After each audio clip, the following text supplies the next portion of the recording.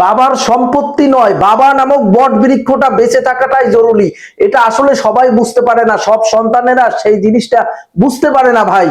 দেখেন, জমি সংক্রান্ত একটা বিষয়কে কেন্দ্র করে 70 বছর বয়সী বাবাকে, বৃদ্ধ বাবাকে, যার বয়স 70 বছর, সেই 70 বছর বয়সী বাবাকে পিটিয়ে মারাত্মকভাবে জখম করে তার সন্তানেরা। 3 সন্তান মিলে, 2টা ছেলে এবং একটা মেয়ে মিলে তাকে এভাবে মারাত্মক জখম করে। প্রথমে তাকে লাথি মারা হয়, সে বৃদ্ধ বাবাকে লাথি মারা হয় জমির জন্য।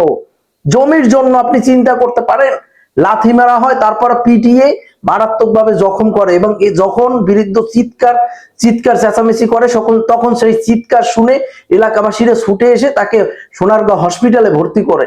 আপনি চিন্তা করেন, যে বাবা তাকে জন্ম দিয়েছে, তাদেরকে জন্ম দিয়েছে, তাদেরকে কোলে পিঠে করে মানুষ করছে, সেই বাবাকে তারা পিটিয়ে জখম করে মারাত্মকভাবে। আপনি কোথায় আছেন, কোথায় আছেন আপনি চিন্তা করেন, চিন্তা করেন। তাও সম্পত্তিকার, বাবার সম্পত্তি, বাবার গড়ে তোলা সম্পত্তি, যেখানে বাবারা কি করে, বাবা বলেন বা মা বলেন, তারা যে জন্ম দিয়ে একটা সন্তানকে বড় করে তুলছে, এইটাই তো অনেক কিছু। তোমাদের হাত আছে, তোমাদের পা আছে, তোমরা সেটা দিয়ে কর্ম করে খাও, তোমরা নিজেরা কর্ম করে সম্পত্তি করো।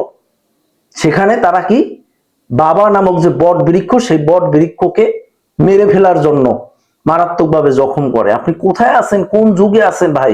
আর এই সব কুলাঙ্গার, এদেরকে আসলে মানুষ বলবেন না, মানুষের মতো দেখতে, কিন্তু এরা হইলো অমানুষ, পশুর থেকেও খারাপ। কারণ পশুতেও বুঝে যে তাদের বাবা মাকে কিভাবে শ্রদ্ধা করতে হবে, সম্মান করতে হবে, ভালোবাসতে হবে, কিন্তু আমরা মানুষরা অনেকে বুঝি না। আর এইগুলোকে, আমাদের বাংলাদেশের আইন এতটাই দুর্বল যে এই কুলাঙ্গার সন্তানগুলোকে কোনো শাস্তি দেওয়া হয় না।